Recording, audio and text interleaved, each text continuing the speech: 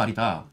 근데 명태균이 이번에 덜커덕 저렇게 구속이 되고 나니 이제는 이준석 의원이 사실은 멘붕이 좀 왔고 본인이 혼자 결정하고 뭔가를 추진하려고 하는데 불안하니까 그래서 사실은 접촉을 오래전부터 해온 게 누구냐면 이제 그게 박성민 일단 불법 자금부터 한번 얘기해 보세요. 그 돈 문제는 사실은 저는 정확하게 잘 몰라요. 잘 모르고 제가 당대표 후보로 출마하면서 한국 정당들이 돈 문제가 상당히 많다는 걸 알고 특히나 이 총선을 치러 보니까 각 당에서 홍보물 만들고 그다음 유세차하고 뭐 이런 굵직굵직한 게 각 당에서 수십억 돈이 오고 가는 걸 보고 이런 것들을 좀 이제 투명하게 하자. 단순히 법인카드로 뭐 당대표나 사무총장이 돈 쓰고 뭐 이런 문제가 아니라 이 큰 돈 부분을 우리 개혁신당이라는 작은 당부터 자금에 대해서 정치 자금에 대해서 좀 투명하게 혁명적으로 하자. 그럼 우리가 그렇게 하면 나머지 거대 정당들도 압박을 받아서 통장을 자금을 공개할 수밖에 없을 것이다 라고 제가 공약을 하고 당내에서도 지속적으로 주장을 했는데 예를 들어 김철근 총장한테 또 당대표한테 얘기했을 때 지금 보니까 그래요. 당대표는 돈이 어떻게 돌아가는지를 잘 몰랐고 김철근 전 총장은 저한테 계속 보고할 거다. 내가 최고위원들은 적어도 알아야 되는 거 아니냐 라고 얘기했을 때 이 사람들이 처음에 얘기했던 거는 선관위에 다 보고한다 라고 얘기하기에 선관위에 그 형식적으로 보고하는 내용 모르고 정말로 세부적으로 직원들한테 얼마나 돈이 지불되고 개개인은 그리고 당대표는 돈을 얼마나 쓰고 사무총장 얼마나 쓰는지를 좀 알려달라고 했을 때 계속 알려주겠다라고 해놓고 결국 한 번도 안 알려줬죠. 예, 안 알려줬죠. 근데 일단은 지금 이 불법 자금이 터진 건이 허은하 대표로 바뀐 다음에 거기서 좀 문제들 터진 건가요? 일단은 뭐 허은하 대표가 봤을 때 사실은 제가 이제 저도 방송을 통해서 봤는데 허 대표도 돈이 최종적으로 얼마가 들어오고 얼마가 나가고 이런 세부적인 것들을 잘 몰랐다는 생각이 드는 거예요. 그거는 대부분 그냥 김철근 전 사무총장하고 아마 이준석 의원 쪽하고 소통하면서 돈 문제를 처리했던 것 같고, 그러니까 허 대표는 그냥 도장만 찍는 거로 보였고, 심지어 우리 당의 많은 경우에는 대표가 직접 도장을 찍는 게 아니라 이번 사태가 터지고 난 뒤에 대표가 제일 먼저 이 비서실을 통해서 사무처에다가 발송한 공문이 뭐냐면 앞으로 도장은 니들이 그 PDF 파일 같은 걸로 이렇게 따와서 붙이는 거 있잖아요. 공문 그렇게 공천장이라든가 뭐 저도 임명장 받을 때 다 그렇게 했는데 앞으로 직접 대표가 도장을 꽝 찍어가지고 이 도장이다. 이 도장으로 찍히지 않은 건 전부 다 무효다. 법적 구속력이 없다. 이렇게 사무처에 보내는 걸 보고 그동안은 그냥 대표의 직인도 그냥 갖다 가지고 막 썼구나 하는 생각이 드는 거예요. 예. 아니 그래서 왜냐하면 지금 이 사건이 터지니까 지금 이병철 변호사 쪽에서는 원래는 모든 이제 이 당의 지출 자금은 정책연구원이든 뭐든 최종적으로 당대표 승인이 필요한데 허은하 대표는 한 번도 보고 못 받았다 이런 부분에 대해서 그러니까 이준석이 허은하 도장으로 찍었다 허은하가 이렇게 돼가지고 지금 뭐 어떻게 된 걸 했는데 어쨌든 그런 경우가 있었다는 거잖아요. 그러니까 이번에 9,200만 원 정책 자금 그 집행된 거 있잖아요. 각 의원 3개 의원실에서 14명한테 이렇게 돈을 1,000만 원부터 500만 원까지 이렇게 준 거. 거기에는 뭐 다 아시다시피 이미 언론에 나왔듯이 모 유명 정치 평론가, 그 다음에 또 다른 평론가, 그 다음에 그 평론가의 회사에 소속된 직원들 이름으로도 또 용역비가 나갔던데 이것도 마침 제가 그 자리에 대표하고 둘이 이렇게 있었어요. 대표 여기 있고 제가 있는데 비서실에서 이제 자료를 하나 갖고 오는데 저는 뭐 내용을 잘 모르니까 여기다가 사인을 대표 도장을 찍어야 지출이 된다 해서 이게 뭐냐고 했더니만 의원실에서 세계 의원실에서 9,240만 원인가를 이제 쓰는데 자기도 그냥 처음한다는 거예요. 이런 사람들한테 돈이 나간다는 거. 그러니까 대표도 거기에 그 평론가 이름 있고 하는 걸 몰랐던 것 같아요. 그러니까 제가 뭐라고 얘기했냐면 아니 돈이 이렇게 개인한테 1,000만 원씩 가고 하는데 그 앱스트랙 하나 없느냐, 연구 용역을 해서 뭘 했는지 보고서 한 장 올라온 게 없느냐라고 얘기하니까 대표가 하는 말이 내가 이런 식으로 대표 노릇 해왔어요 라고 얘기하기에 제가 내 같으면 그거 안 찍어준다. 애먹여야지. 그걸 왜 찍어줘? 라고 했더니만 저는 마음이 약해서 라고 얘기하면서 결국 찍어서 갖다 주는 걸 보고 이게 대표가 그동안 인사권뿐만이 아니라 재정권도 마음대로 행사한 게 아니구나. 이 생각을 제가 더더욱더 하게 됐죠. 아니, 그러니까 결국에는 그러니까 이제 이 사태가 벌어지게 된 거죠. 그러니까 모든 총책임을 대표장으로 찍어야 되는데 대표가 모르고 가게 되면은 지금 같은 사태가 벌어지고 이준석이 또 허은하 대표한테 또 책임을 뭐 넘기는 거 아닙니까? 니 도장 찍지 않았냐. 이준석 의원이 그렇게 하는 거 보면 참 비열하다는 생각이 드는 거예요. 왜냐하면 본인이 이번에도 누가 보더라도 대한민국 국민들 이준석의 극렬 지지층 FM 코리아 있고 막 이런 친구들 빼놓고는 전부 다 이준석이 좌표 찍어서 힘약한 허은하를 끌어내리는 거라고 다들 그렇게 생각하잖아요. 허은하의 능력이 있고 없고 뭐 이걸 떠나서 이준석이가 마음에 안 들어서 허은하를 끌어내린다는 그 사실은 모든 국민들이 생각하고 있는데도 불구하고 내가 언제 그랬냐? 당원들이 자발적으로 했다. 이런 거짓말을 하는 걸 보고 참 너무 뻔뻔하고 비열하다는 생각이 드는 거예요, 저는. 자, 이제 여기서 그 9,200만 원은 이제 당 부설 정책연구원, 그게 아마 정당법에 의해서 무조건 만들어야 되는 연구소일 거예요. 그거는 부설연구소가 아니라 9,200만 원은 당분간? 정책지원금이라고 국회하고 하여튼 정부의 세금으로 나오는 거예요.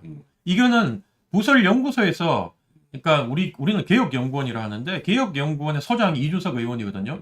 거기서 이준석 의원이 5,500만 원을 모 평론가한테 회사에 줬다라고 하는 건 이번에 저도 처음 안 내용이고. 박성민한테 들어간 게 연구원이고 예. 연구원이 9,200만 원은 국비로 당에 들어간 자금을 나눠줬는데 뭐 어쩔 수 없어요. 저희는 미디어 팀 박성민을 다 공개했기 때문에 일단 박성민이 연구자금 5,500만 원 받은 거와 별개로 국비 9,200만 원 중에서 박성민이 이제 민기획이라는 정치 컨설턴트인데 그 정치 컨설팅 회사 직원 2명에게 각각 800만 원, 700만 원 또 들어갔다. 거기서. 그거는 뭐 저는 미디어 오치 통해서 여기까지는 확인이 된 거예요. 그 이동철 좀 확인이 된 건데. 예.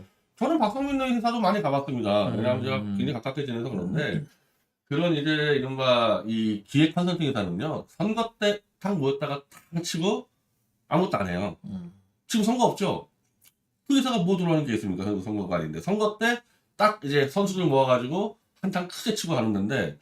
일단은 그냥 민기획의 직원들이 왜 평시에 연구 요령을 받는지 말도 안 되네요. 이건 선거 때는 조직인데 연구원 조직이 아니고. 그리고 정책연구 자금은 연구원 자금을 박성민이 5,500만 원 받았다. 선거가 아니잖아. 선거가 아닌데 뭘 모여갔냐는 거야. 그래서 저는 그 자체로 다 이제 좀 부당한 지출이라고 보는 거고.